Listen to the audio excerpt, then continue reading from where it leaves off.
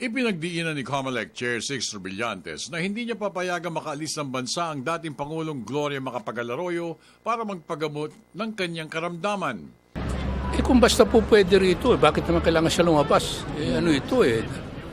Actually, capital offense itong electoral sabotage. Hindi ka basta pwedeng umalis.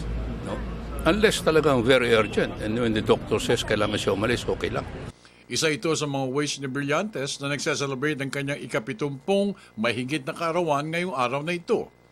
Nanindigan si Brillantes na mayroon silang mas matinding mga ebidensya para madiin si Arroyo sa kasong electoral sabotage.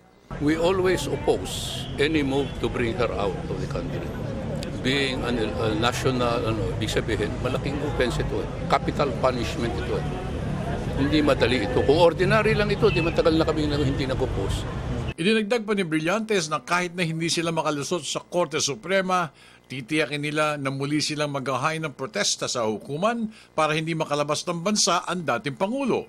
Aniya, matinding kasong electoral sabotage at dapat lamang na maisampa nila ito base na rin sa ebidensyang ipapakita ng prosekusyon.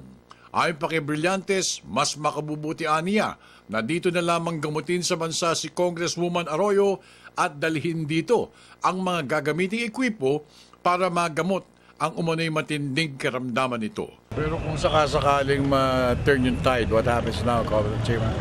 Well, we'll just follow what the courts will say. But as far as- payagan, okay lang kami. As far as COMELEC is concerned, As far as COMELEC is concerned, there's no reason for her to leave. If they can bring the equipment here, at saka dito siya i-treat, that should be the better move.